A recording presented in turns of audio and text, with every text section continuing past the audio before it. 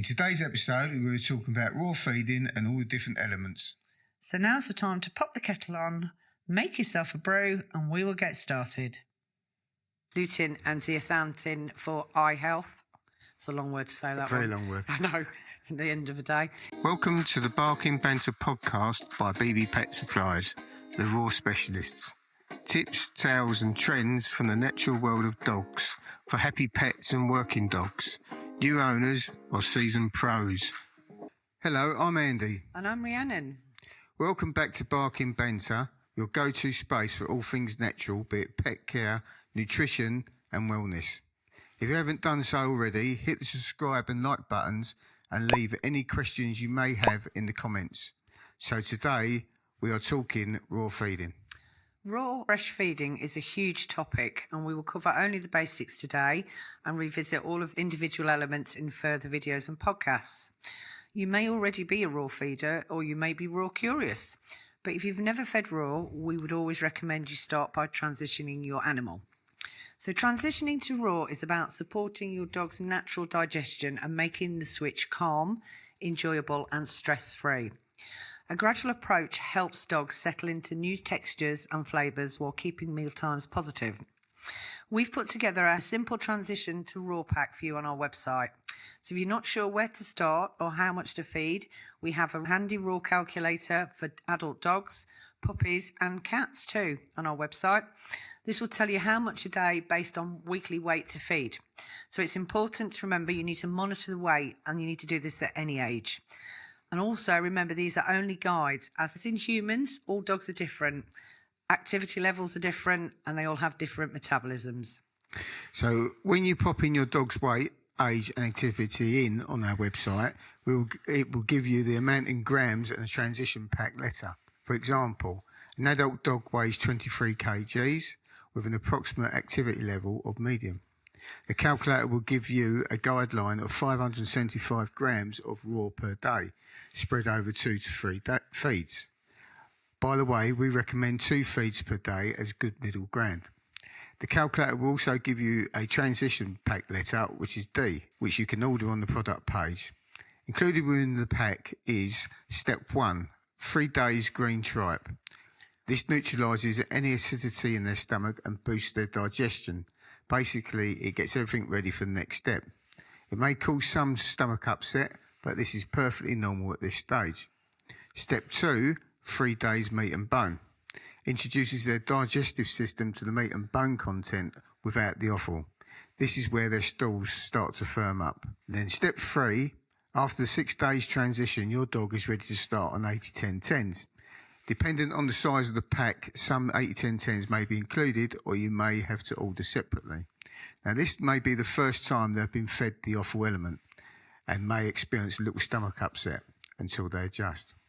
For a 2-week period after the transition, we advise to just feed chicken or turkey 80-10-10s.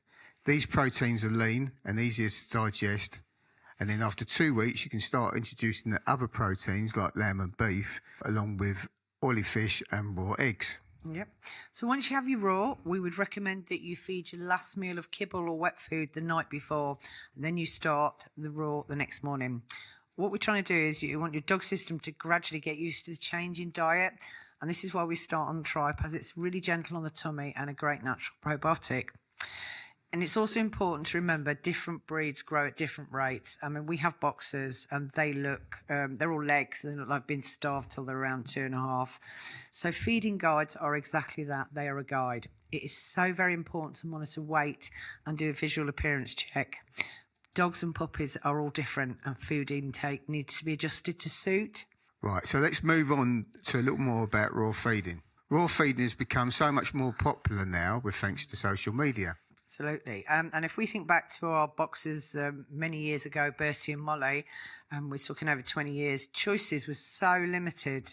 You could find tripe in abundance in shops, but I can't remember seeing many actual brands in packaging. You know, I don't remember just a seeing few, any, really. Yeah, it's certainly moved on, and we've got different feeding models nowadays as well, with the most typical models being BARF, whole prey, and the 80-20 model with added vegetables. Many, including ourselves, follow the BARF diet, so we're going to start here.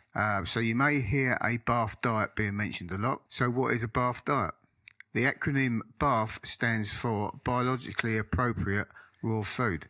It focuses on feeding dogs raw, whole ingredients, aiming for a natural, nutrient-dense diet to what their ancestors would naturally eat, and consists of an 80-10-10 diet. So we're going to talk a little bit more about what's in an 80-10-10 diet. So it consists of 8% meat, 10% bone, and 10% offal, which is typically made up of always 5% liver and 5% of another excreting organ. So to start, the 8% muscle meat supplies complete animal protein, which dogs require for building and maintaining muscle, tissue repair, healthy skin and coat, and enzyme and hormone production.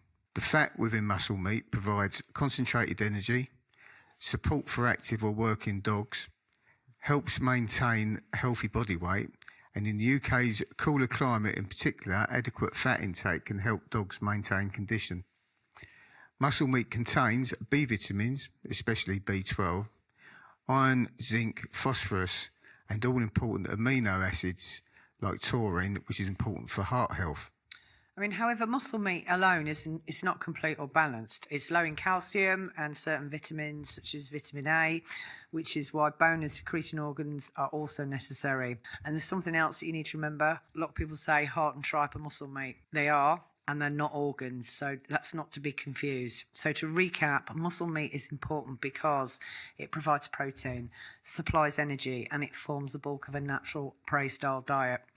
And remember, feeding a good variety of different muscle meats is the aim. Next, we move on to the 10% organs. Here we're looking at secreting organs, and they are things like brain, pancreas, spleen, testicles, and also 5% liver. The organs typically contain vitamin A, which is especially from liver, and that supports vision, skin, and immune health.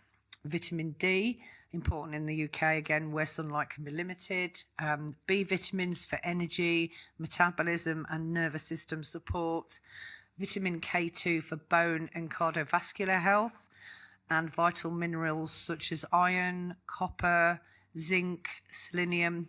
So without organ meat, deficiencies can develop over time. And then finally, in the 80-10-10, we have the 10% bone. Raw meaty bones are an essential part of a balanced raw diet for dogs in the UK because they provide calcium, phosphorus, mental stimulation and dental benefits. In the UK 80-10-10 model, raw meaty bones make up around 10% of the diet and can be fed separately for recreational purposes. Without enough bone, dogs can develop weak bones, dental problems and long-term mineral imbalances. Bones are important for dental health and can help scrape plaque from teeth and reduce tartar build-up, strengthen jaw muscles, and remember, chewing bones is natural mental enrichment. Chewing can be calming, stimulating, and helps reduce boredom. So what counts as a raw meaty bone? A raw meaty bone is a soft, edible bone surrounded by meat, such as, but not limited to, wings, necks, drumsticks, feet, carcasses, ribs. They should always be raw, never cooked.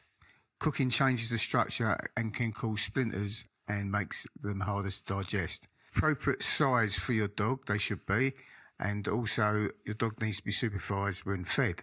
So to recap on the raw meaty bones, they provide calcium, they support teeth and jaws, provide enrichment, balance a raw diet. Remember, feeding raw focuses on fresh, unprocessed, whole food that supports a dog's natural digestive system and overall health. We also need to add in oily fish. Ours have these at lunchtime.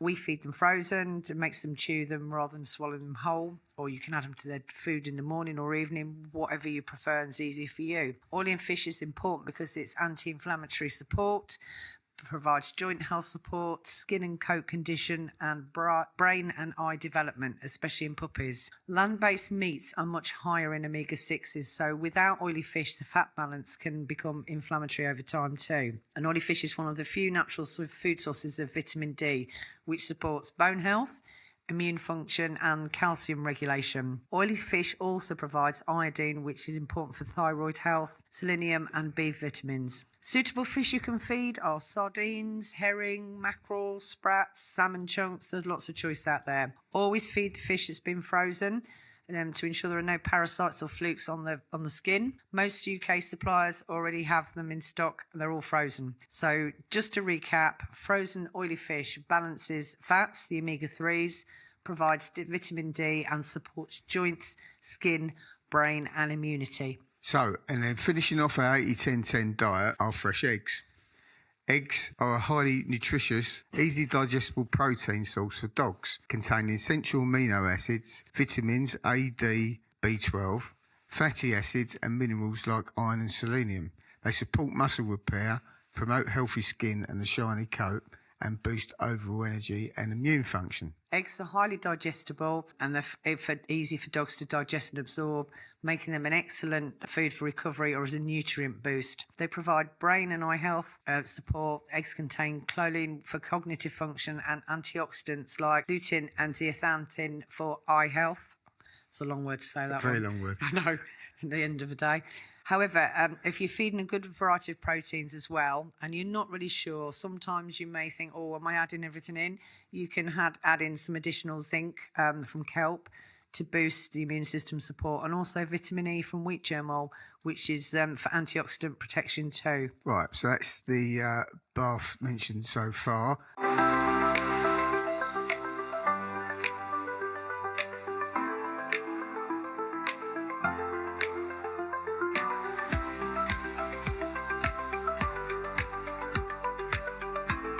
The second raw feeding model we're going to mention today is the whole prey model. The whole prey model is a way of feeding dogs that aims to mimic how their wild ancestors would eat an entire animal, including muscle meat, organs, bones, and sometimes fur or feathers. We won't go into much detail here, but we'll cover it in more detail in a later video and podcast. Now we're just going to go to our last model we're going to mention today, which is the 80-20. Split meat and bone. Typically the bone is still 10%, but now we have vegetables added. Supporters claim vegetables provide fibre for gut health, support anal gland expression, firmer stools, add phytonutrients and antioxidants, mimic stomach contents of prey animals. Typically added vegetables are carrots, spinach, broccoli, courgette, butternut squash, blueberry, all either steamed or grated. However, unlike strict prey model feeding, this approach assumes dogs benefit from some plant material rather than being obligate carnivores. Again, we will cover this in further detail in a future video. However, if you are feeding a good variety of proteins, fruit and veg may not be required, just additional zinc from kelp and vitamin E from wheat germ oil and omegas from oily fish as mentioned before. Yeah, of course. I mean, if you are concerned, you're not confident, you can add in a BARF supplement. There are many out there. We have Seeing Greens, which is a BARF supplement, and they're designed to fill small nutritional gaps that can happen when raw feeding at home. Quite often made from plants and herbs, they support a well-rounded intake of vitamins, minerals, and offer additional essential fatty acids, micronutrients, and help support the dog's immune system. So if you're not sure and you're worried about getting the balance right, you can add this in. So to recap on why we feed raw, fresh, real whole food nutrition, meals made from fresh, unprocessed ingredients, you're getting a shinier coat and healthier skin, supported by natural fats and nutrients. Dental engagement, chewing raw foods and bones supports cleaner teeth, steady energy levels, quality proteins and fats fuel natural vitality. Smaller, firmer stools, efficient digestion of nutrient-dense food, high meal enjoyment. Many dogs show excitement and enthusiasm at mealtime. And digestive support, raw food and supplements can support gut health. Mental enrichment, chewing and variety encourages natural behaviours in the dog. They're flexible and customisable, easy to tailor for any age, size and activity level. Supports overall well-being, aligns with a dog's natural biology. We often hear people say raw feeding is too complicated. Well, it's not meant to be, and that's what we are here for. We start with simple, easy to digest proteins such as chicken or turkey and gradually increase the number of proteins over a period of time. The aim is to feed a good variety to ensure a balanced diet is fed. Absolutely. I mean, personally, we probably feed 6 to 7 different proteins ourselves, and just wanted to quickly touch on, exclusion diets and limiting proteins. And one of the most important and least discussed concept is oral tolerance. The immune system learns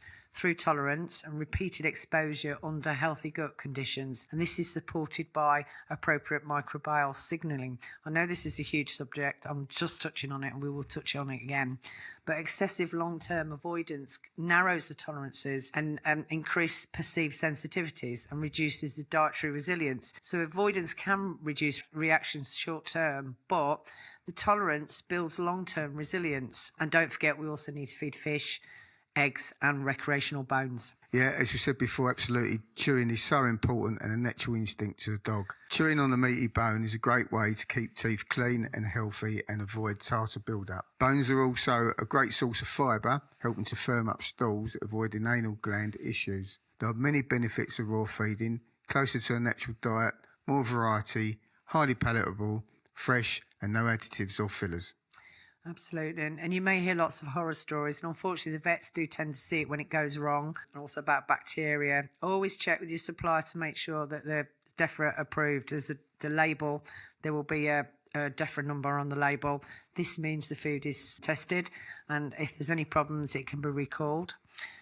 Purchasing from a butcher is not the same. They're not licensed to manufacture dog food, and it's often the waste. Basically, it's what we don't want to eat. So it's full of heart, full of kidney.